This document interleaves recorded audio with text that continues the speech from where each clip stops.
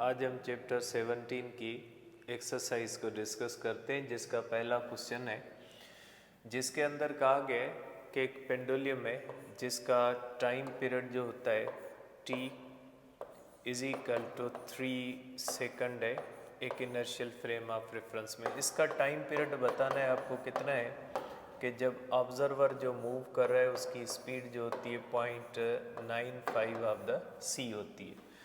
तो हमारे पास फार्मूला होता है t is equal to t naught 1 minus we square upon C square. ये हमारे पास बुनियादी फार्मूला आता है किसी भी और फ्रेम के अंदर टाइम को मेयर करने का। तो हम यहाँ पे डिस्कस करेंगे 1 minus we square upon C square की पहले वैल्यू निकालते हैं। तो ये हो जाएगा, अगर हम देखते हैं तो 1 minus we square 0.95 of the c whole square upon C square. आप देखेंगे सी स्क्वायर में कट जाएगा, बाकी जो हमारे पास बचेगा वो बचेगा इस तरह से 1 माइनस 0.95 होल स्क्वायर। अब अगर आप इसका स्क्वायर करेंगे तो इसका स्क्वायर का आंसर ये आ जाएगा कि 0.95। अब अगर इसका हम स्क्वायर करेंगे तो स्क्वायर का जवाब आ जाएगा इज इक्वल टू 1 माइनस 0.9025। अब अगर इसको 1 से माइनस करेंगे तो हमारे पास आंसर आएगा इज इक्वल टू 0.0975। अब ये हमारे पास आ जाएगा इसका आंसर। अब इसका आप इस तरह से 0.0975, इसका अगर अंडर रेडिकल निकालोगे तो ये आ जाएगा 0.312, इस तरह से आ जाएगा। अब अगर आप फार्मूले के अंदर पुट करोगे तो ये हो जाएगा 3/0.312। तो ये हमारे पास जो टाइम आ जाएगा ये हो जाएगा 3 डिवाइडेड बाय 0.312। तो ये आ जाएगा हमारे पास 9.615 सेकंड। तो ये आ जाएगा इसका आंसर जो हमारे पास गिवन है। आप इसको इस तरह से कर सकते हैं कि ये जो होगा इसका आंसर होगा। आ जाते हैं क्वेश्चन नंबर 2 की तरफ कि क्वेश्चन नंबर 2 क्या कहता है। देखिए क्वेश्चन नंबर 2 भी स्पेशल थ्योरी ऑफ रिलेटिविटी के कॉन्सिक्वेंसेस के हिसाब से है कि what will be the length of the bar in the stationary frame if its length along the x direction is 1 meter and the motion is with a velocity 0.75 c। आप कहेंगे कि इसकी जो लेंथ है, आप कहेंगे कि लेंथ जो L नॉट होती है ये हो जाएगी 0.75 ऑफ द c। आपको बतानी है कि L कितनी है जब कोई भी ऑब्जेक्ट जो मूव कर रहा है वो ये है 0.75 ऑफ द सी, इसे मूव कर रहा है। तो लेंथ के हिसाब से आपको फार्मूला पता है, length is equal to under radical 1 minus we square upon C square. वही सेम प्रोसेस हम करेंगे। पहले हम फाइंड करेंगे under radical 1 minus we square upon C square की वैल्यू। तो ये हो जाएगी हमारे पास 1 माइनस, ये हो जाएगा हमारे पास 0.75 of the c whole square upon C square. C square में कटेगा, बाकी जो हमारे पास बचेगा is equal to 1 minus 0.75 whole square. 0.75 का होल स्क्वायर करेंगे तो ये हो जाएगा हमारे पास 0.5625। अब अगर इसको 1 से माइनस करेंगे तो हमारे पास जवाब आएगा इसका 0.43 0.4375। इसका अगर अंडर रेडिकल निकालेंगे 0.4375 का, तो ये हमारे पास आ जाएगा इक्वल टू 0.661 आएगा। अब अगर इस फार्मूले के अंदर रखेंगे तो हमारे पास जो लेंथ आएगी is equal to l. L है हमारे पास, ठीक है, 1 मीटर दी गई है और ये जो है वो स्पीड है। आप कहेंगे कि ये जो हमारे पास एल दी गई है, ये एल की वैल्यू है 1 मीटर, ठीक है। तो ये हमारे पास हो जाएगा 1 इंटू 0.661 मीटर हो जाएगा।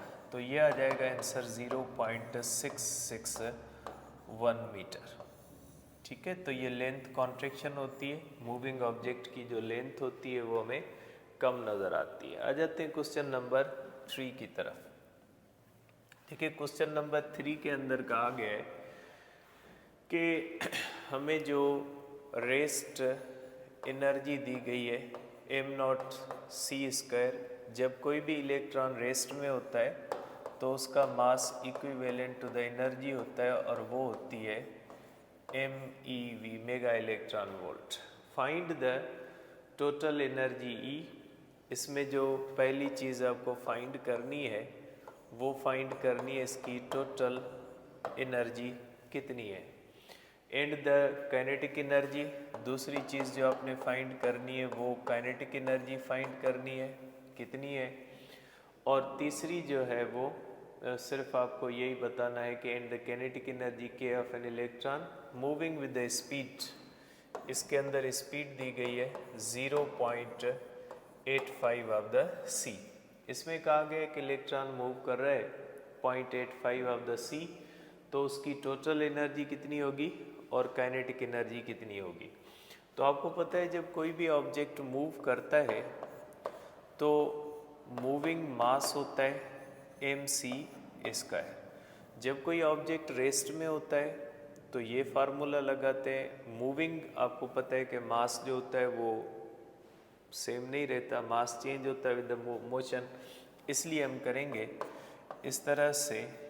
m जो होता है वो होता है m0 1 -v² upon c² into c², ठीक है। अब वही सेम पहले हम 1 -v² अपॉन c² की वैल्यू लेंगे। 1 -v² upon c² is equal to 1 -0.85 of the c whole square upon हो जाएगा c²। तो आप कर सकते हैं is equal to 1 -0.85 whole square. ये c² और ये c² आपस में ख़त्म हो जाएंगे, तो ये हो जाएगा हमारे पास 1 -0.85 का होल स्क्वायर। 0.85 का होल स्क्वायर होगा 0.85, ये हो जाएगा हमारे पास 0.7225। अब अगर इसको 1 से माइनस करेंगे तो ये हो जाएगा हमारे पास 0.2775। तो इसका अगर हम अंडर रेडिकल निकालेंगे तो ये हो जाएगा हमारे पास 0.2775। इसका अगर हम अंडर रेडिकल निकालेंगे तो ये हो जाएगा 0.526। अब इसको हम यहाँ पे रखेंगे तो ये हमारे पास हो जाएगा E इज इक्वल टू, हमारे पास हो जाएगा E is equal to m0c²। m0c² upon, देखिए आप देख सकते हैं ये हो जाएगा हमारे पास m0c² अपान ये हो जाएगा, और इसकी वैल्यू कौन सी है 0.526 है, और ये हमारे पास दी गई है m0c² की वैल्यू, क्योंकि ये रेस्ट एनर्जी है और ये रेस्ट एनर्जी कितनी गिवन है 0.511 है। 0.511 MeV अपान हो जाएगा 0.526 0.526। तो आप यहाँ पे कर सकते हैं, इसको डिवाइड कर लें। ये हो जाएगा हमारे पास 0.511 डिवाइडेड बाय 0.526। ये हो जाएगा हमारे पास 0.971 MeV, क्योंकि एनर्जी जो गिवन m0c² है, तो ये यहाँ पे देख सकते हैं कि आंसर वही है। अब इसका दूसरा पार्ट है, सेकंड पार्ट है। सेकंड पार्ट को अगर हम करें तो सेकंड पार्ट इस तरह से हो जाएगा। इसका जो सेकंड पार्ट है, देखिए सेकंड पार्ट के अंदर क्या कहा गया है, फाइंड द काइनेटिक एनर्जी। आपको पता है कि टोटल एनर्जी जो होती है ना, ये बराबर हो जाती है रेस्ट एनर्जी प्लस ये बराबर होती है काइनेटिक एनर्जी के। कि अगर हम टोटल एनर्जी करते हैं किसी भी पार्टिकल की after the theory of relativity, हमें पता है कि mass is equivalent to the energy. तो जो मूविंग मास होता है उसके अंदर एक तो उसके मास की वजह से एनर्जी होती है, दूसरी उसकी काइनेटिक एनर्जी होती है due to the motion.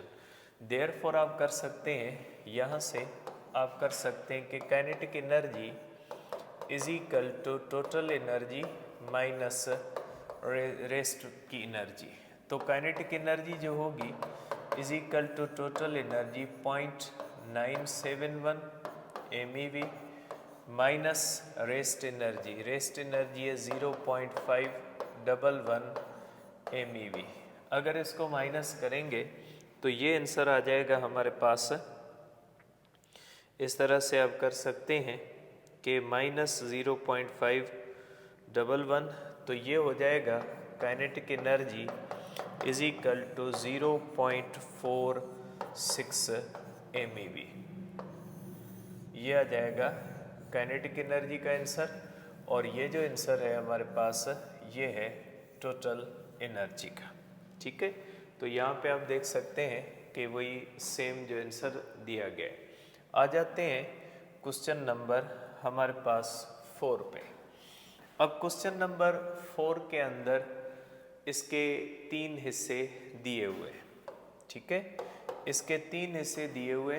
The total energy of proton of mass 1.67 10⁻27 kilogram is 3 times its rest energy. इसके अंदर जो गिवन डेटा है कि total energy is equal to 3 times rest energy. ठीक है, तो जो गिवन डेटा है वो ये है। अब पहले सबसे पहले जो चीज़ आपने निकालनी है कि इसकी प्रोटॉन की रेस्ट एनर्जी कितनी है।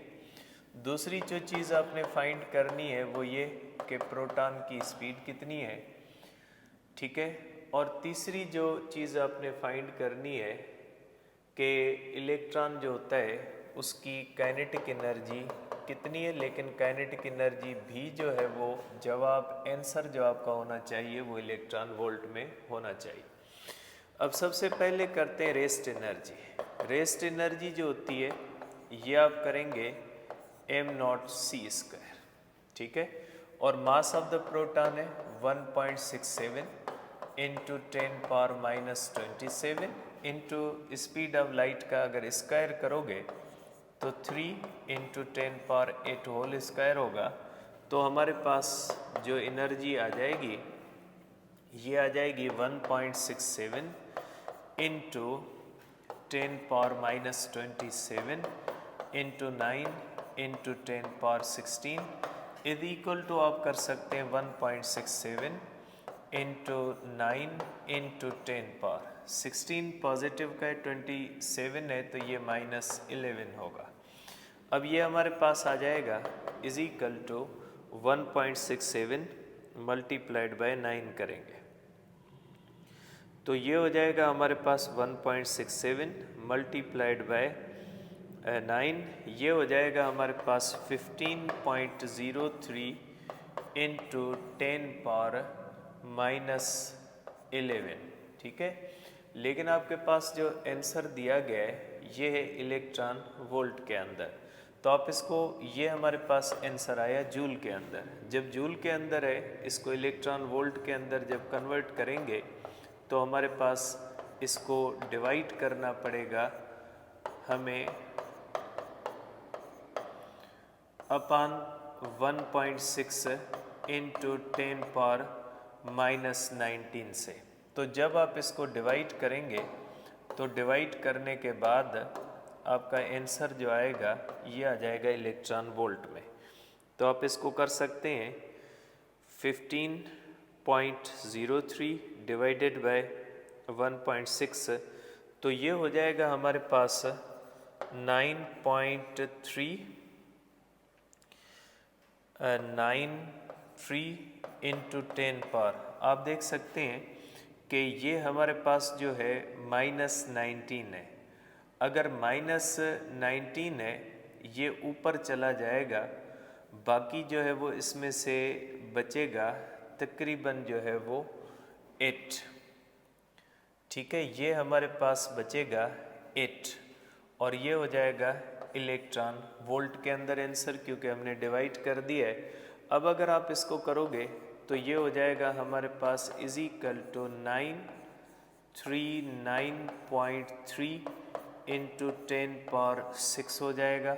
आप इसको लिख सकते हैं 939.3 MeV। तो ये आपका आंसर जो है वो इस तरह से दिया हुआ है। अब इसके बाद हम देखेंगे स्पीड ऑफ द प्रोटॉन। ठीक है, सेकंड जो इसके अंदर हमने फाइंड करना है स्पीड ऑफ द प्रोटॉन। अब स्पीड ऑफ द प्रोटॉन जो होती है ना वो इस रिलेशन से आ सकती है। हमारे पास गिवन है E is equal to 3 times E rest energy. आपको पता है कि जो मूविंग एनर्जी होती है उसको आप कर सकते हैं mc² is equal to 3 times m0c², और जो मूविंग मास होता है वो होता है m0 1 minus v² upon c² into c² is equal to 3 times m0c²। m में कैंसल, c² में कैंसल। By cross multiplication 1/3 is equal to 1 minus v² upon c²। ठीक है, क्योंकि स्क्वायर जो क्रॉस मल्टीप्लिकेशन करेंगे रिलेशन आएगा। Squaring both sides 1/9 1 minus v² upon c²। आप इसको इस तरह से भी लिख सकते हैं v² upon c² is equal to 1 minus 1/9। तो ये हो जाएगा आपके पास इज इक्वल टू 9, ये होगा 9 माइनस 1 8/9। ठीक है, तो ये हो जाएगा हमारे पास is equal to v² is equal to 8c²/9। तो ये हो जाएगा 8c², c² होता है 9 इंटू 10 पावर 16 अपान 9 में कैंसिल हो जाएगा। ठीक है, क्योंकि c² की वैल्यू c3 इंटू 10 पावर 8 होता है, तो 9 इंटू 10 पावर 16 9 में कैंसिल हो जाएगा। तो ये बाकी बचेगा हमारे पास v² is equal to 8 into 10 power 16। तो 8 का जो अंडर रेडिकल होगा वो अप्रोक्सीमेटली हो जाएगा, आप कर लें, 8 का जो अंडर रेडिकल है ये हो जाएगा इज इक्वल टू, आप इसको दोनों साइड से अगर रूट लेंगे तो ये हो जाएगा v इज इक्वल टू 8 का रूट हो जाएगा 2.82 into 10 power 16 means 10 power 8 whole square. ठीक है, इसलिए हम कर सकते हैं 10 पावर 8 मीटर पर सेकंड। आप देख सकते हैं कि ये 2.8 टू 10 पावर 8 मीटर पर सेकंड गिवन है। इसके बाद जो तीसरी चीज़ दी गई है वो दी गई है काइनेटिक एनर्जी ऑफ प्रोटॉन। जो तीसरी चीज़ इसके अंदर फाइंड करनी है वो फाइंड करनी है काइनेटिक एनर्जी कितनी है। देखिए, हमने पहले भी इक्वेशन डिस्कस किए कि total energy is equal to rest energy plus kinetic energy. तो काइनेटिक एनर्जी हम कर सकते हैं rest energy minus E naught. ठीक है, अब आपको पता है रेस्ट एनर्जी किसके बराबर है? Rest energy is equal to 3 times E naught होता है, सॉरी ये जो मूविंग एनर्जी टोटल एनर्जी है 3 times E naught minus E naught. तो आप कर सकते हैं कि kinetic energy is equal to 2 times rest energy. Rest energy हमने फाइंड की हुई है, ये हमारे पास है रेस्ट एनर्जी 939.3 MeV। तो मल्टीप्लाई जब 2 से करेंगे तो ये हो जाएगा हमारे पास 6, 7, ये होगा 18.786 MeV। ये आ जाएगा हमारे पास काइनेटिक एनर्जी का वैल्यू। ये आ जाएगी हमारे पास जो है वो वेलोसिटी की वैल्यू, ये हो जाएगी वेलोसिटी की वैल्यू, और ये हमारे पास है रेस्ट एनर्जी की वैल्यू। ठीक है, तो ये आ जाएगा हमारे पास इस तरह से। सॉरी, ये जो इसमें है, इसमें मैंने पॉइंट जो है वो इसको मैंने गलत लगाया, पॉइंट को आप सही कर दें। ठीक है, ये आ जाएगा हमारे पास kinetic energy is equal to 6 point, इस तरह से आप कर लेंगे 2 × 3 6। ठीक है, ये होगा 18, ठीक है, ये होगा 7 और ये होगा 18। ठीक है, तो ये हो जाएगा हमारे पास इस तरह से MeV, ये आंसर आएगा काइनेटिक एनर्जी का। ठीक है, तो आप कर सकते हैं कि ये इस तरह से सॉल्व हो जाएगा। इसके बाद चलते हैं क्वेश्चन, आगे वाले क्वेश्चन के ऊपर, कि इस क्वेश्चन के अंदर कहा गया है a particle of rest mass m0 has a speed v 0.8 of the c, find its relativistic momentum, it's kinetic energy and total energy. इसके अंदर भी 3 चीज़ें पूछी गई है। इसके अंदर कहा गया है कि एक पार्टिकल है जिसकी स्पीड जो है ये 0.8 ऑफ द c से जा रहा है। इसके अंदर जो पहली चीज़ आपने बतानी है वो ये बतानी है कि इसका मोमेंटम, रिलेटिविस्टिक मोमेंटम जो होता है वो कितना होगा।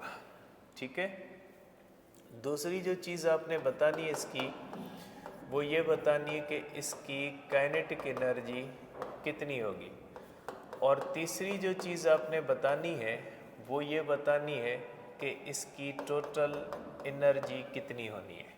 ठीक है, तो पहली चीज़ कैलकुलेट करते हैं कि रिलेटिविस्टिक मोमेंटम जो होता है वो हो जाएगा mv, और जो m होता है वो होता है m0 under radical 1 minus v² upon c² into v। ठीक है, अब अगर हम देखते हैं तो हमारे पास स्पीड दी गई है। ठीक है, पहले ये फैक्टर आप ले लें कि 1 माइनस v² अपॉन c² की वैल्यू क्या होती है।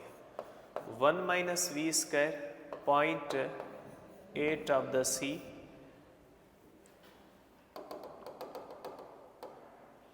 आप इसको इस तरह से लिख लें कि 1 माइनस v² जो होता है उसके अंदर आप लिखोगे 0.8 of the c whole square upon आप लिखोगे c²। तो ये हो जाएगा हमारे पास 1 माइनस 0.8, ये हो जाएगा 0.64 of the c² over c²। ठीक है, c² में कैंसल, ये बाकी बचेगा 0.64। तो ये आपके पास इस तरह से बचेगा 1 माइनस 0.64, तो ये होगा 0.36, ये हो जाएगा, इसका रूट आप निकालोगे 0.6 आ जाएगा।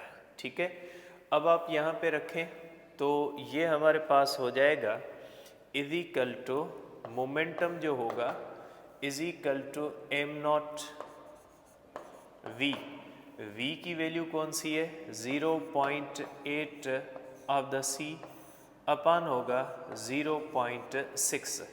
आप इसको लिख सकते हैं 0.8 अपान 0.6 इंटू एम नॉट सी। ठीक है, ये आप इसको फर्दर लिख सकते हैं 8 अपान 6 ऑफ द एम नॉट सी। ये हो जाएगा हमारे पास 4 अपान 3, तो ये हो जाएगा हमारे पास 4 अपान 3 एम नॉट सी। तो ये आ जाएगा हमारे पास रिलेटिविस्टिक मोमेंटम की वैल्यू कि रिलेटिविस्टिक मोमेंटम जो होता है वो कितना होता है। ठीक है, अब जो दूसरी चीज़ हमने फाइंड करनी है वो करनी है काइनेटिक एनर्जी।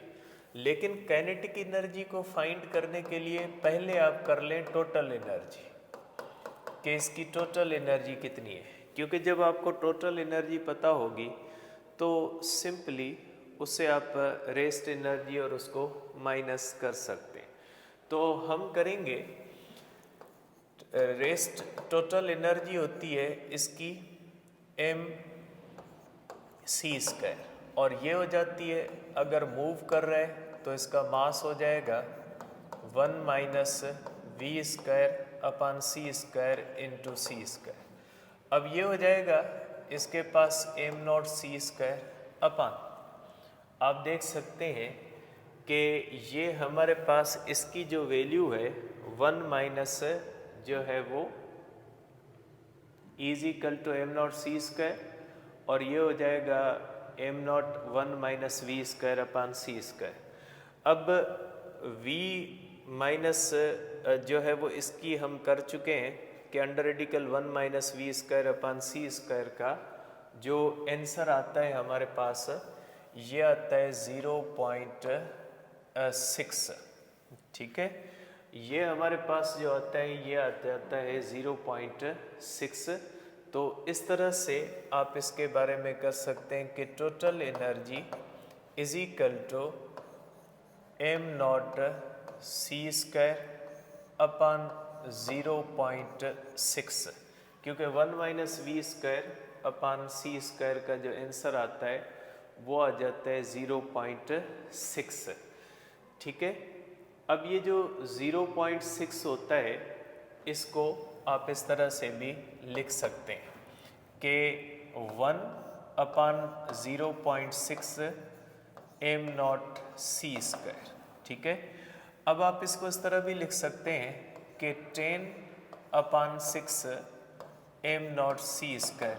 10 अपान 6 को आप 5 upon 3 of the M naught C square लिख सकते हैं। तो ये आ गई हमारे पास टोटल एनर्जी।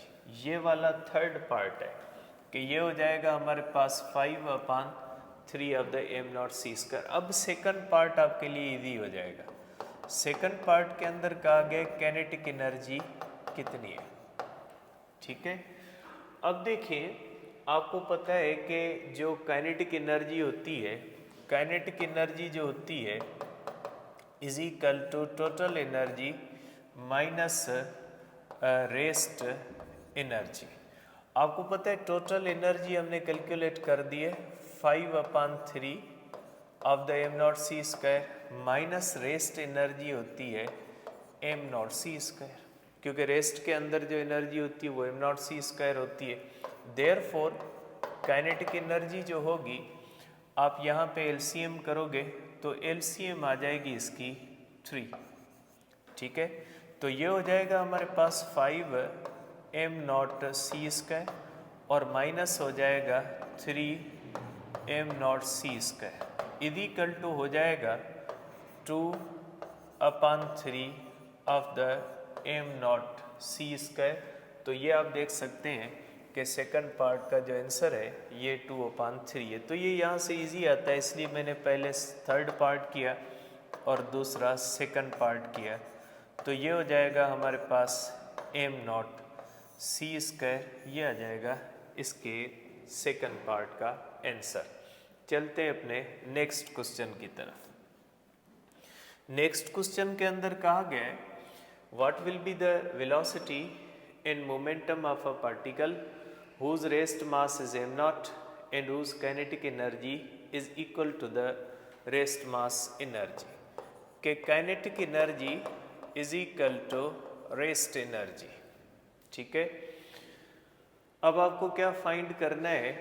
आपको फाइंड करना है पहली चीज़ के इस पार्टिकल की वेलोसिटी कितनी है, ठीक है। और दूसरी जो चीज़ आपने फाइंड करनी है वो ये फाइंड करनी है कि इसका मोमेंटम कितना है, ठीक। तो ये जो हमारे पास फार्मूला दिया हुआ है इसको हम यूज़ कर सकते हैं। Total energy is equal to rest energy plus kinetic energy. तो आपको पता है रेस्ट एनर्जी तो ई नॉट है, लेकिन काइनेटिक एनर्जी भी जो है वो ई नॉट के बराबर है, देयरफॉर 2 ई नॉट के बराबर होगा। तो इसका मतलब ये हुआ कि जो टोटल एनर्जी है वो इक्वल टू है twice of the rest energy. तो आप इसको इस्तेमाल कर सकते हैं फार्मूले को कि ई जो होती है वो होती है mc² और ये हो जाएगी m0c²। आप कर सकते हैं m होता है m0 1 minus v² upon c² is equal to ये हो जाएगा हमारे पास 2 m0c²। ये कैंसिल हो जाएगा और बाय क्रॉस मल्टीप्लिकेशन 1/2 आ जाएगा under radical 1 minus v² upon c²। अब अगर दोनों को स्क्वायर लेंगे तो 1/4 is equal to 1 minus v² upon c²। ऐसा क्वेश्चन पहले भी हम कर चुके हैं। v² upon c² 1 minus 1/4 is equal to 4 minus 1 3/4 होगा। Therefore v² is equal to 3/4 of the c² होगा। आप इसको कर सकते हैं is equal to under radical 3/2 of the c। ये हो जाएगा हमारे पास, ये स्पीड आ गई। अब इसके बाद हम करेंगे रिलेटिविस्टिक मोमेंटम, ठीक है। तो रिलेटिविस्टिक मोमेंटम जो होता है उसका फार्मूला होता है is equal to m into V. तो आपको पता है कि m हो जाएगा m0, ठीक है, upon 1 minus v² upon c² into V.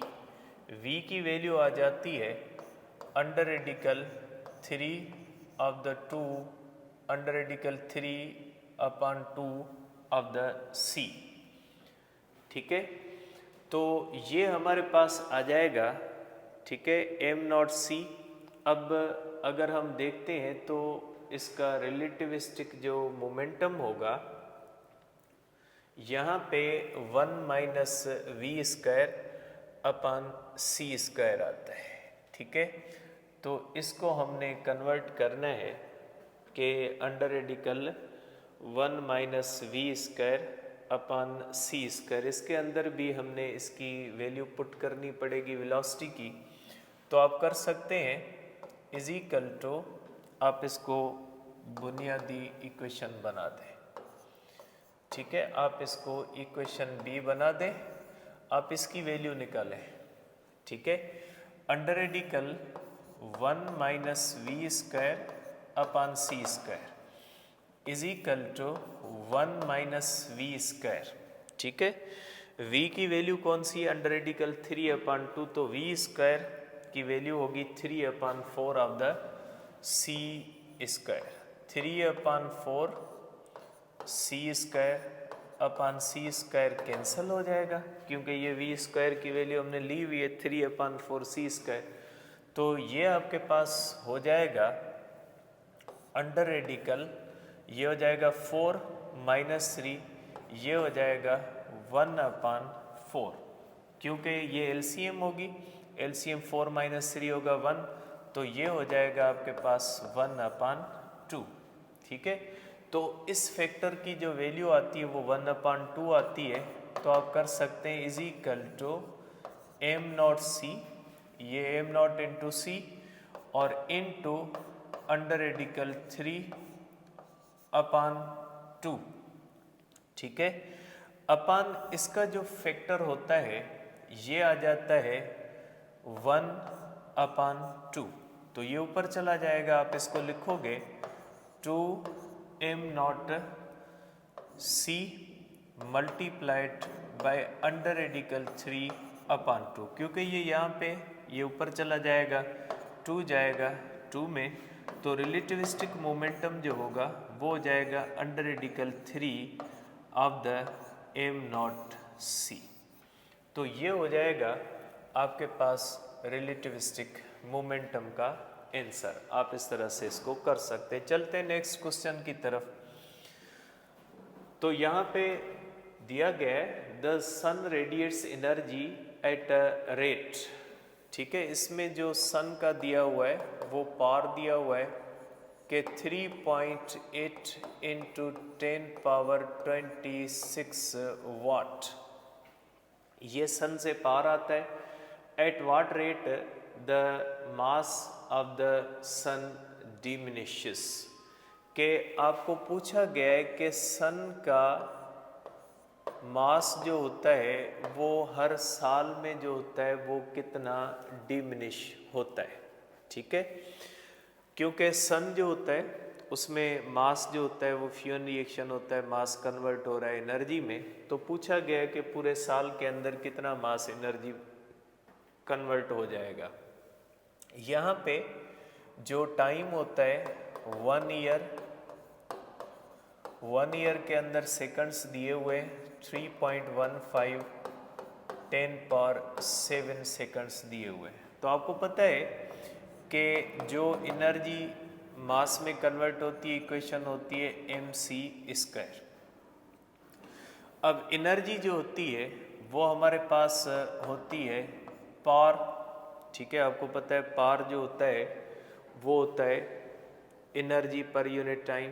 तो एनर्जी हो जाएगी हमारे पास power into time is equal to हो जाएगा हमारे पास mc²। तो हमारे पास जो एम होगा इज इक्वल टू होगा power into t/c²।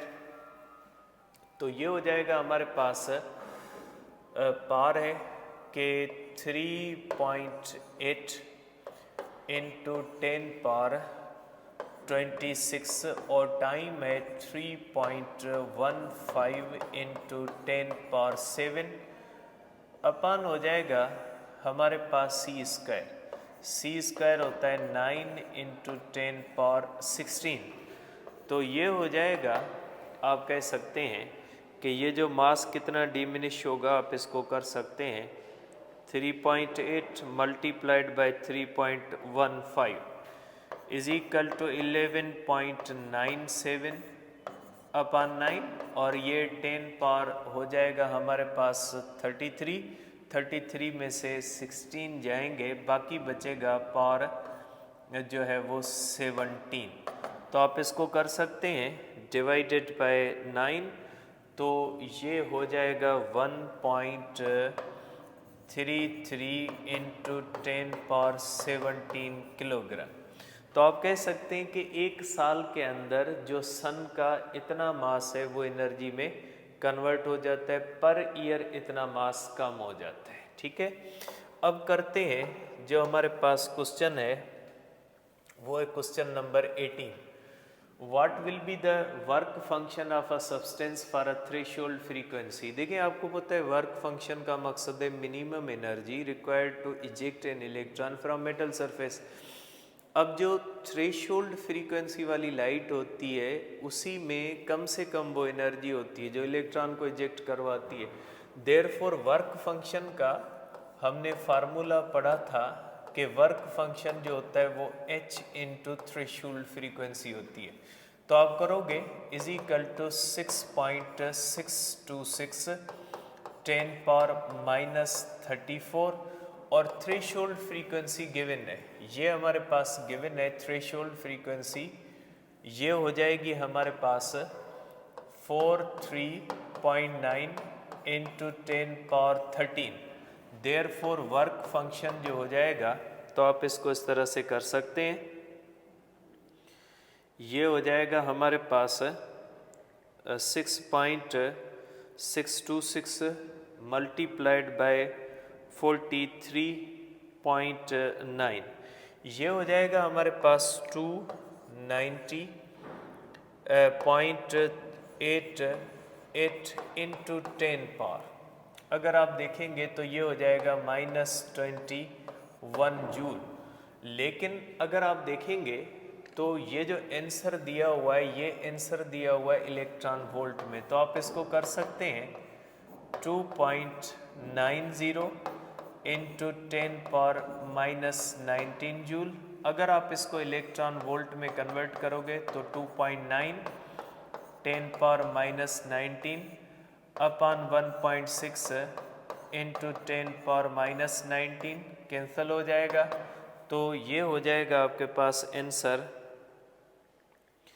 2.9 divided by 1.6, तो ये हो जाएगा हमारे पास 1.81 इलेक्ट्रॉन वोल्ट। तो ये आ जाएगा वर्क फंक्शन। वर्क फंक्शन का मकसद है minimum energy required to eject an electron. अब इसके बाद हमारे पास है क्वेश्चन नंबर 19। इसके अंदर कट ऑफ वेवलेंथ फाइंड करनी है। ठीक है, कट ऑफ वेवलेंथ का मकसद होता है ऐसी वेवलेंथ, ठीक है, कट ऑफ वेवलेंथ का मकसद होता है ऐसी वेवलेंथ जिसके बाद इलेक्ट्रॉन जो होता है वो इजेक्ट होता है, तो ऐसी वेवलेंथ को हम कहते हैं कट ऑफ वेवलेंथ। ठीक है, तो इसको अगर हमने फाइंड करना है तो हम इसको इस तरह से कर सकते हैं। ये क्वेश्चन नंबर 8 है। ठीक है, ये क्वेश्चन नंबर आपका 7 है और ये जो क्वेश्चन होगा ये 9 होगा। तो लेमडा की फार्मूला भी दिया हुआ है HC अपान E इंटू V0। ये फार्मूला दिया हुआ है, गिवन है फार्मूला। अब इसके अंदर वैल्यू पुट करनी है, तो आपको पता है कि H की वैल्यू होती है 6.626 10 पावर -34 3 इंटू 10 पावर 8 अपान E 1.6 10 पावर -19। और पोटेंशियल जो होता है वो गिवन है। पोटेंशियल जो है हमारे पास 10 पावर 4 है। सब चीज़ें गिवन है, जस्ट कैलकुलेशन करनी है। तो आप कर सकते हैं 6.626 इंटू 3 इंटू 10 पावर -26 अपान आप कर सकते हैं 1.6 इंटू 10 पावर -15। ठीक है, और ये जो होगा, क्योंकि -34 8 जाएगा, -26 होगा, तो इसी तरह -19 से 4 जाएगा, बाकी जो बचेगा वो 15 बचेगा। तो आप कर सकते हैं इज इक्वल टू, इसको आप इस तरह से या इस सेंस में कर सकते हैं 6.626 मल्टीप्लाइड बाय 3, ठीक है, और डिवाइडेड बाय 1.6, तो ये हो जाएगा हमारे पास 12.4 और इस तरह से ये हो जाएगा -11। तो आप कर सकते हैं 1.24 इंटू 10 पावर -10 मीटर। तो ये कट ऑफ वेवलेंथ का आ गया। अब चलते हैं नेक्स्ट क्वेश्चन पे कि इसके अंदर कहा गया in a Compton scattering process the frictional change in the work length of X-ray photon is 1% at an angle of 120 degree. Find the wavelength of X-ray used in the experiment. ठीक है, अब इसको आप इस तरह से देखें, थोड़ा मैं इसको छोटा कर देता हूँ ताकि मैं कैलकुलेशन करने के लिए स्पेस मिले। इसमें कहा गया है कि जो कम्पटन इफेक्ट है उसके अंदर जब एक्सरे फोटोन रिफ्लेक्ट होता है तो उसकी वेवलेंथ जो चेंज होती है फ्रैक्शनल चेंज। इसका मकसद ये हुआ कि delta lambda upon lambda is equal to the 1% है। ठीक है, 1% है। ठीक है। अब आपको बताना ये है कि ये हो जाएगा 0.01। अब आपको बताना है इसकी वेवलेंथ कितनी है, ठीक है। ये गिवन है फ्रैक्शनल चेंज। फ्रैक्शनल चेंज का मकसद है change in anything divided by original length. तो डेल्टा एल अपान एल है 1%। तो आप कर सकते हैं lambda is equal to delta lambda over 0.01, ये आ जाएगी इसकी इक्वेशन, ठीक है। अब आपको इसको फाइंड करने के लिए जो चीज़ पता करनी है वो ये है कि डेल्टा लेमडा कितनी है। डेल्टा लेमडा पहले आपने चेंज इन वेवलेंथ निकालनी है जब theta is equal to 120 degree होती है। तो आपको पता है कि चेंज इन वेवलेंथ जो होती है उसका फार्मूला होता है एच अपान एम नॉट सी 1 माइनस कॉस थीटा। और ये जो होता है ये फैक्टर कम्पटन वेवलेंथ को जाहिर करता है। देयरफॉर आपको पता है कि H upon M naught C is the change in wavelength at 90 degree. तो ये कॉम्पटन वेवलेंथ होती है 2.426 इंटू 10⁻⁻12 मीटर इसकी वैल्यू होती है। रखें आप यहाँ पे, तो डेल्टा लेमडा हो जाएगा 2.426 10⁻⁻12 1 माइनस कास 120 डिग्री। तो आप इसको करें delta lambda is equal to, अब वैल्यूज निकालें। ये बंद करे यार, कैमरा बंद करे यार, कैमरा बंद करे यार, कैमरा बंद करे यार। तो ये हो जाएगा हमारे पास 120। आपको पता है कि 120 जो होता है वो -5 के बराबर होता है। तो 2.426 10 पावर जो होगा इज इक्वल टू -12 1 माइनस, और ये होगा -0.5। तो ये हो जाएगा आपके पास delta lambda is equal to 2.426 into 10 power -12, और ये बचेगा माइनस इंटू माइनस प्लस हो जाएगा। तो ये हो जाएगा 1.5। तो अब आप इसको मल्टीप्लाई कर दें इसके साथ कि ये होता है 2.426 मल्टीप्लाइड जो होगा 1.5 से। तो ये हो जाएगा हमारे पास 3.639 इंटू 10 पावर -12, ठीक है। तो ये होगा हमारे पास जो है वो 3.639। अब इस फार्मूले के अंदर रखें, लेमडा हो जाएगा is equal to change in lambda 3.639, ठीक है।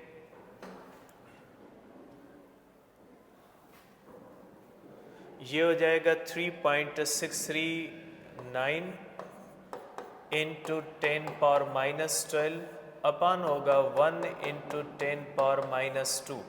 तो ये लेमडा हो जाएगा हमारे पास 3.639 इंटू 10 पावर -10 मीटर, ठीक है। तो ये फ्रैक्शनल चेंज दी गई है। फ्रैक्शनल चेंज जो होती है डेल्टा लेमडा ओवर लेमडा होती है। उसके बाद है हमारे पास क्वेश्चन नंबर 11।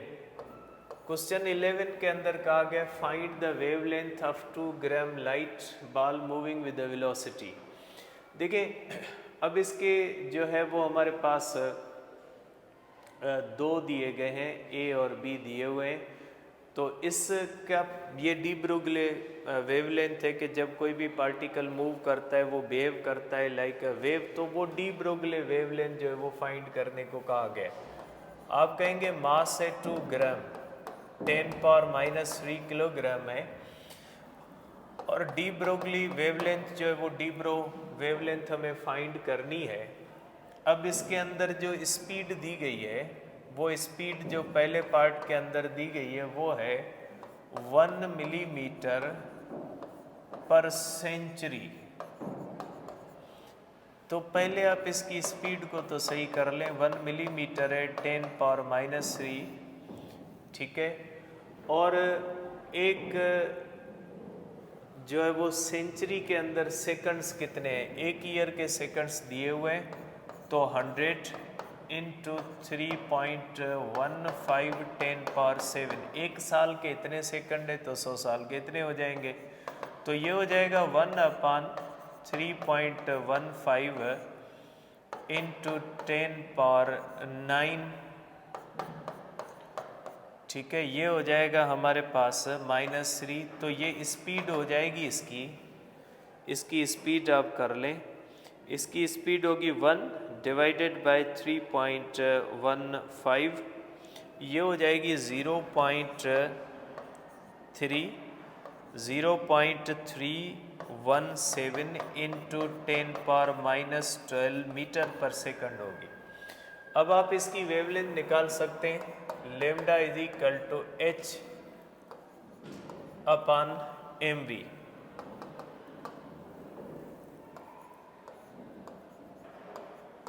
h की वैल्यू होती है 6.626 इंटू 10 पावर -34 अपॉन मास, ठीक है, मास जो दिया हुआ है is equal to 2 into 10 power -3, और स्पीड जो है ये होगी 0.317 इंटू 10 पावर -12।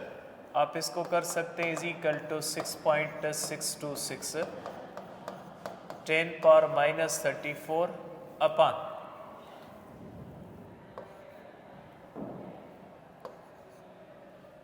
ये हो जाएगा 0.6, ठीक है, 0.6 इंटू 10 पावर -12, या आप कर सकते हैं 6.626 10 पावर -34 अपॉन 6.34 इंटू 10 पावर -12।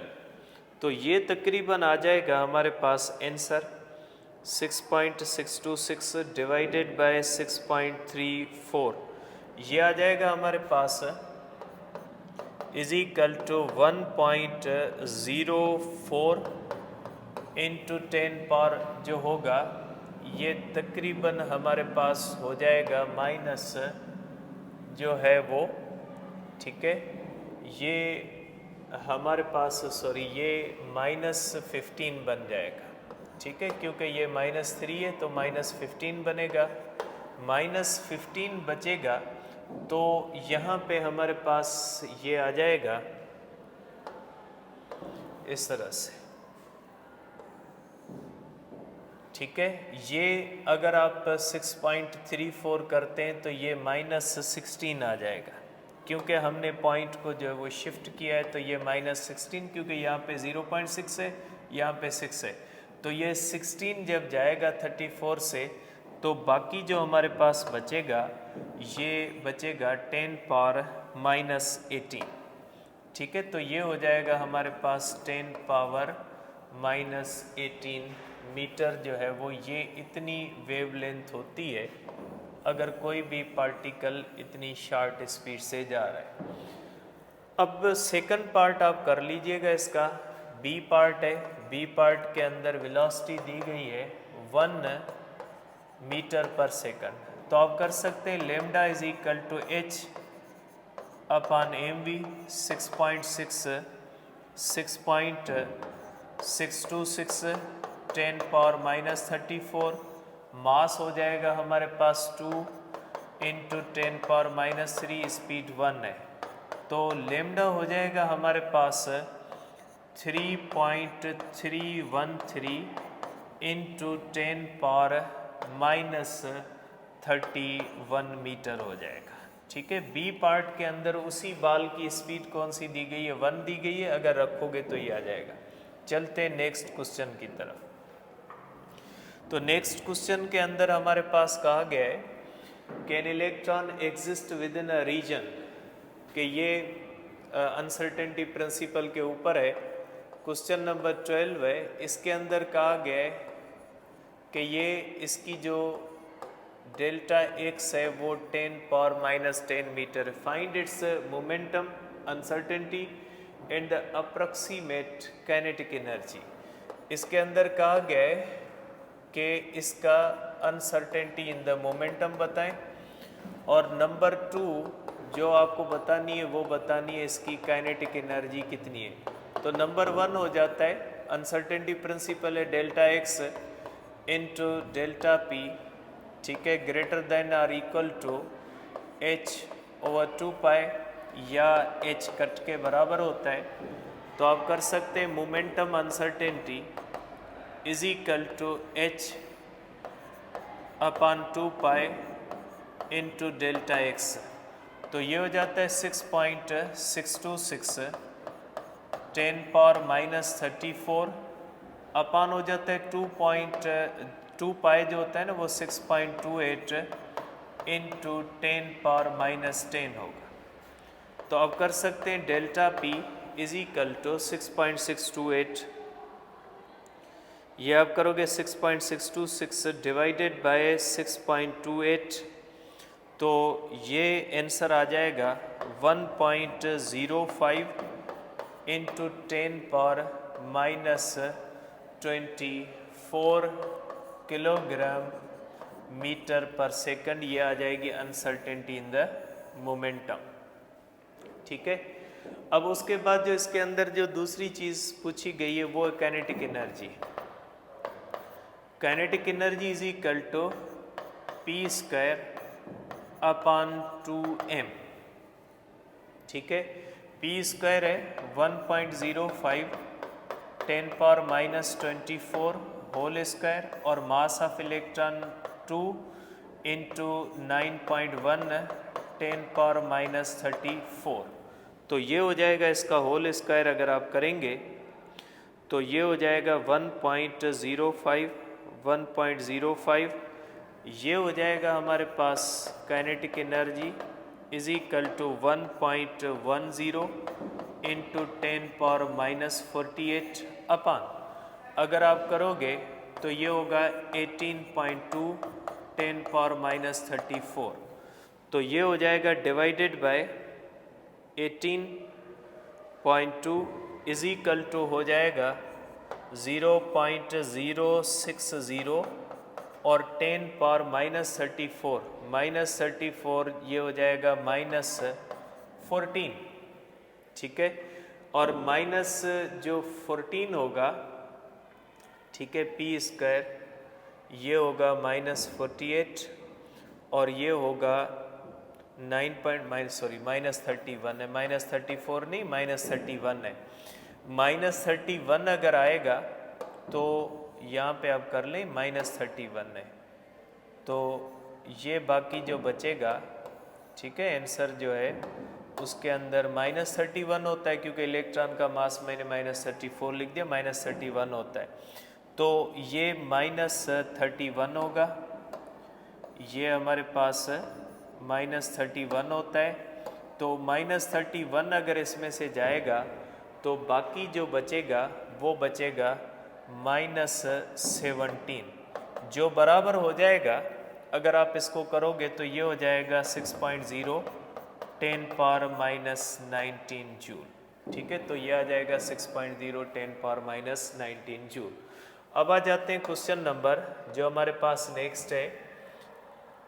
ठीक है, क्वेश्चन नंबर जो हमारे पास है ये है 13।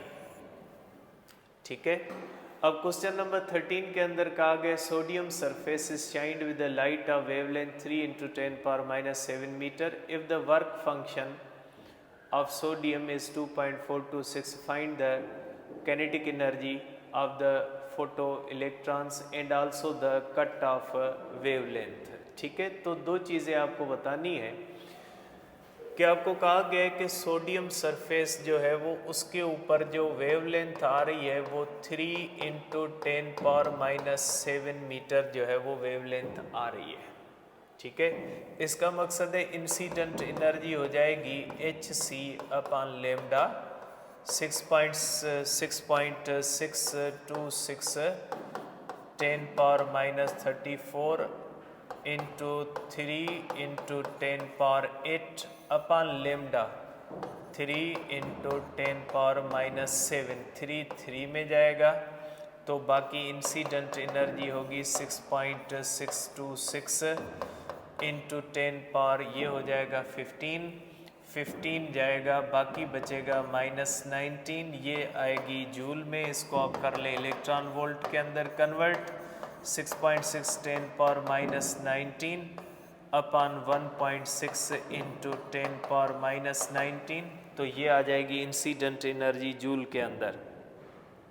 तो ये आ जाएगी 6.626 डिवाइडेड बाय 1.6, तो ये आ जाएगी आपके पास 4.141 इलेक्ट्रॉन वोल्ट आ जाएगी एनर्जी, इंसिडेंट एनर्जी। क्योंकि इसमें कहा गया है कि इतनी वेवलेंथ सोडियम के ऊपर पड़ती है, तो जाहिर सी बात है इंसिडेंट एनर्जी कितनी होती है वो हम कैलकुलेट करते हैं। तो हमारे पास जो इंसिडेंट एनर्जी आ गई। अब इसके बाद हमारे पास वर्क फंक्शन दिया हुआ है कि वर्क फंक्शन जो होता है ये 2.46 इलेक्ट्रॉन वोल्ट। अब आपको बताना क्या है कि इसकी काइनेटिक एनर्जी कितनी है। काइनेटिक एनर्जी आपको पता है, काइनेटिक एनर्जी होती है incident energy minus work function, या आइंस्टाइन की जो फोटो इलेक्ट्रिक इक्वेशन है, तो होगा 4.14 माइनस 2.46। तो काइनेटिक एनर्जी जो होगी ये आ जाएगी हमारे पास माइनस इसमें 2.46, तो बाकी बचेगी 1.68, ठीक है, इलेक्ट्रॉन वोल्ट जो है वो हमारे पास जो है वो इसकी काइनेटिक एनर्जी होगी। अब इसके क्वेश्चन का सेकंड पार्ट है। इस सेकंड पार्ट के अंदर कहा गया है, ठीक है, इसके सेकंड पार्ट के अंदर कहा गया है कि इसकी जो है वो कट ऑफ वेवलेंथ कितनी है। कट ऑफ वेवलेंथ का फार्मूला भी दिया हुआ है hc upon work function, x 6.626 10⁻⁻34 into 3 into 10⁻8 upon work function. Work function कहा गया है 2.46, लेकिन इलेक्ट्रॉन वोल्ट कैलकुलेशन में इलेक्ट्रॉन वोल्ट नहीं लेंगे, क्योंकि जवाब जो मीटर में दिया हो तो इलेक्ट्रॉन वोल्ट की जगह पे लिखेंगे 1.6 10⁻⁻19। तो आपको इसको सॉल्व करोगे तो आंसर आ जाएगा 5.05 10⁻⁻7 मीटर आ जाएगा। तो यहाँ पे याद रखिएगा कि वर्क फंक्शन इलेक्ट्रॉन वोल्ट में दिया हुआ है, वेवलेंथ मीटर में दी गई है, तो इलेक्ट्रॉन वोल्ट की जगह पे आप 1.6 को ऐड करोगे। क्वेश्चन नंबर 14 है हमारे पास। तो X ray of wavelength lambda are scattered from a carbon block at an angle of 45 degree. तो ये हमारे पास है 45 degree with respect to the incident beam. Find the shift in the wavelength. ये शिफ्ट इन द वेवलेंथ आपको बतानी है 45 degree पे।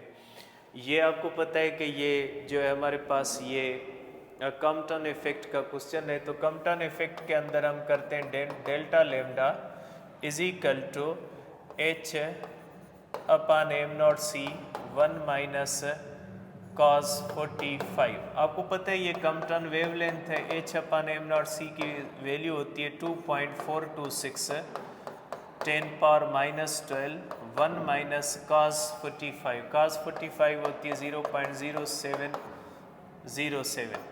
ये हो जाएगा डेल्टा लेमडा 2.426 10⁻⁻12 और 1 माइनस 0.707।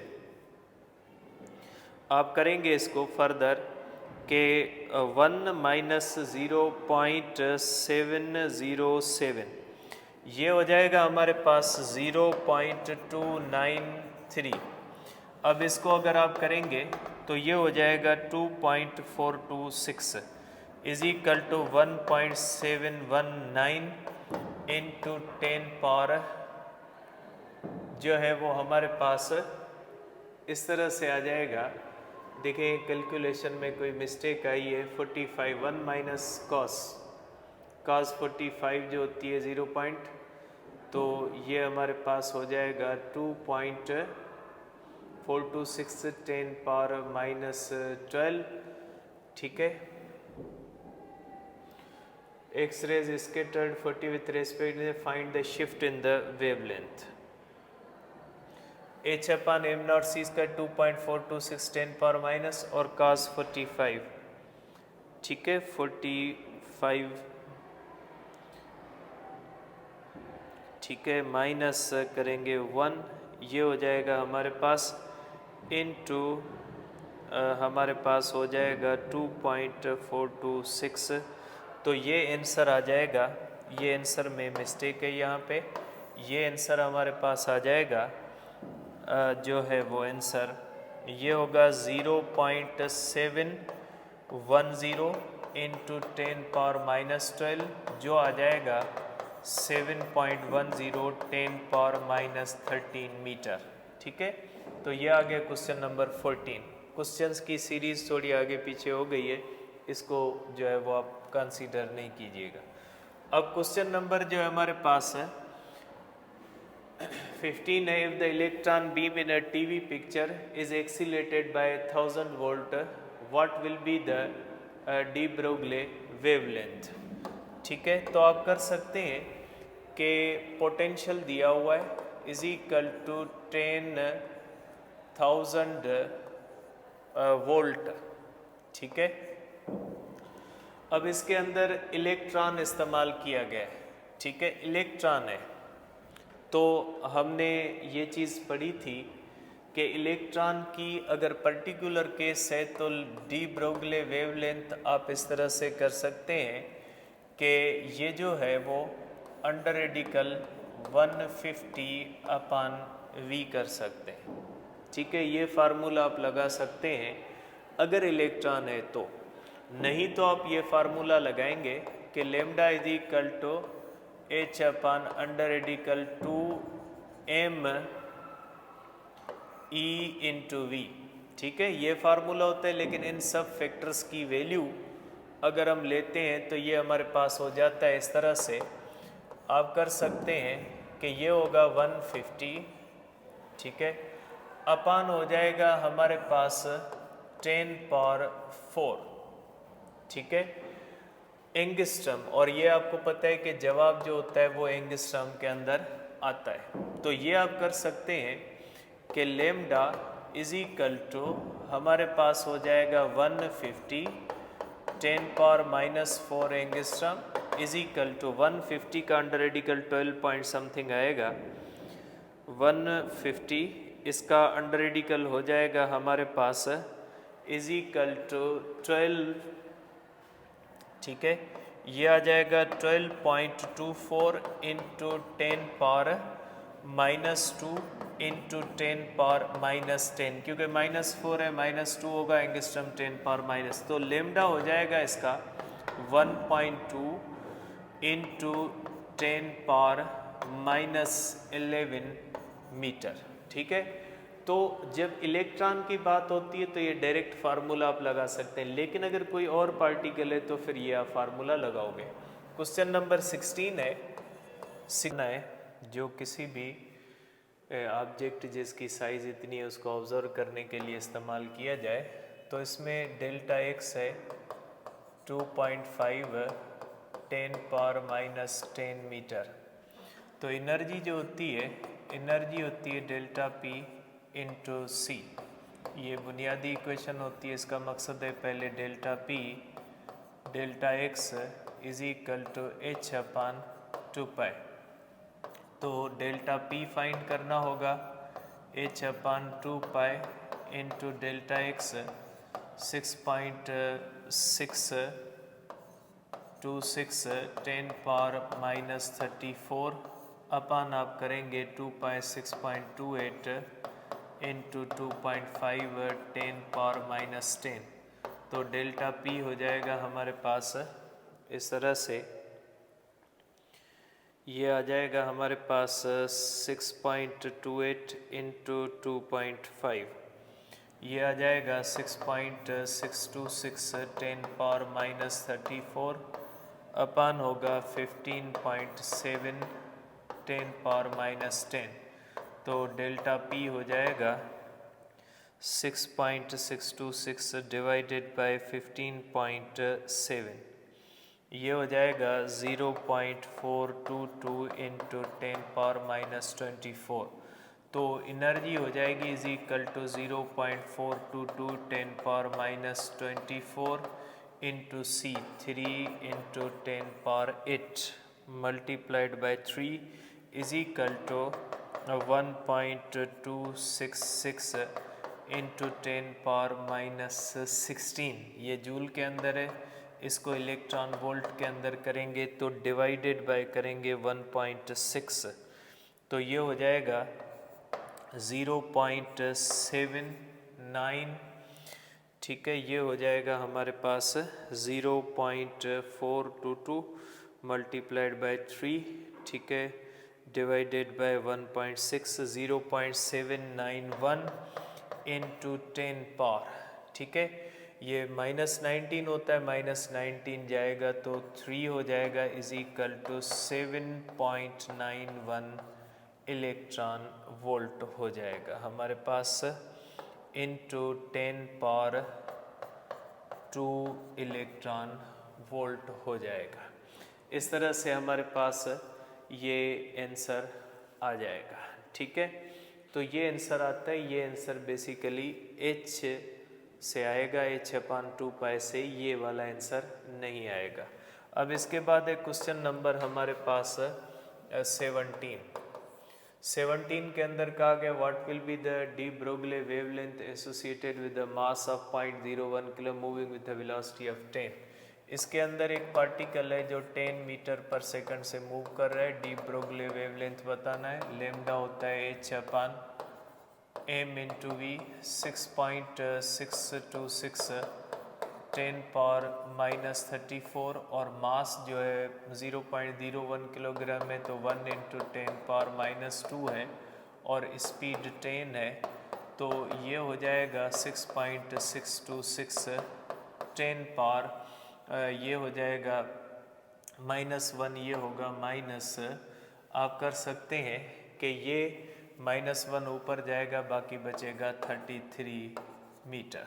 ठीक है, अब इसके बाद हमारे पास है question number 18। Certain excited state of hydrogen atom have a life time of 2π into 10 power. अब इसके अंदर कहा गया कि टाइम दिया हुआ है is equal to 2.5 10⁻⁻19। What will be the minimum uncertainty in the energy. Uncertainty in the energy बतानी है। आपको बताना है delta E into delta t is equal to H/2π। ठीक है, तो ये हमारे पास हो जाता है delta E is equal to H/2π into t is equal to H 6.626 10⁻⁻34 upon 6.28 into time 2.5 into 10⁻⁻19। तो अनसर्टेनिटी इन द एनर्जी हो जाएगी 6.626 10⁻⁻34 और ये हो जाएगा 15 पॉइंट वही समथिंग आ जाएगा जो पहले भी हमने किया है 6.28 इंटू 2.5 ये होगा 15.7 इंटू 10⁻⁻19। ये हो जाएगा 6.626 डिवाइडेड बाय 15.7 ये हो जाएगा हमारे पास 0.422 इंटू 10 पावर। ये बचेगा बाकी -15। अब ये जूल के अंदर है, इसको इलेक्ट्रॉन वोल्ट के अंदर करेंगे तो डिवाइडेड बाय 1.6 करेंगे तो ये हो जाएगा हमारे पास 0.263 और डिवाइड 19 होगा, ये होगा 4। ठीक है, और ये जो है हमारे पास इस तरह से अब करेंगे is equal to 2.63 into 10 power जो होगा 3 इलेक्ट्रॉन वोल्ट होगा। वैसे बुनियादी तौर पे अगर इसको आप जो है वो करोगे H से तो फिर ये आंसर वही आएगा बुक का। दोनों तरह से होता है, आप जिस तरह से चाहें कर सकते हैं। ठीक है, अगर आप खाली H से करोगे तो दोनों रिलेशन इस्तेमाल किए हुए हैं तो उसके हिसाब से आ जाएगा। क्वेश्चन नंबर 19 है X rays are scattered from a target material the scattered radiation is viewed at an angle of 90 degree with respect to the incident beam, find the Compton shift. तो आपको पता है कि जब theta is equal to 90 degree होता है तो कम्पटान shift जो हो जाती है वो हो जाती है H/m0c 1 माइनस cos 90। तो ये डेल्टा लेमडा हो जाएगा इज इक्वल टू H/m0c और अगर इसके अंदर वैल्यूज़ पुट करोगे 6.626 10⁻34 अपन 9.1 10⁻34 इंटू 3 इंटू 10⁻8 तो ये आ जाएगा 2.426 इंटू 10⁻12 मीटर आ जाएगा आंसर। इसके बाद है हमारे पास जो लास्ट क्वेश्चन है 20। क्वेश्चन नंबर 20 के अंदर कहा गया find the frequency of the photon when electron of 20 kilo electron volt is brought to rest in collision with heavy nucleus. अब आपके पास एनर्जी दी गई है, energy is equal to 20 kilo electron volt 10⁻³ eV, तो ये हो जाएगी 20 इंटू 10⁻³ इंटू 1.6 इंटू 10⁻⁻19 जूल। तो ये हो जाएगी आपके पास 2 इंटू 1.6 इंटू 10⁻4 होगा, 4 जाएगा -15, तो एनर्जी होगी 3.2 इंटू 10⁻⁻15 जो है वो जूल के अंदर। अब आपको पता है फ्रीक्वेंसी बतानी है, frequency is equal to h nu, यहाँ से आप करोगे new is equal to E/H, तो फ्रीक्वेंसी होगी 3.2 इंटू 10⁻⁻15 6.626 आप करोगे 6.626 इंटू 10⁻⁻34, तो फ्रीक्वेंसी आ जाएगी आपके पास 3.2 divided by 6.626 is equal to frequency हो जाएगी 4.8 इंटू 10⁻19, ठीक है, हर्ट्ज। ठीक है, ये हो जाएगी हमारे पास ये हो जाएगा हमारे पास 0.48, ठीक है, ये होता है 0.48, तो फ्रीक्वेंसी होगी 4.8 इंटू 10⁻18 हर्ट्ज, ये आ जाएगा।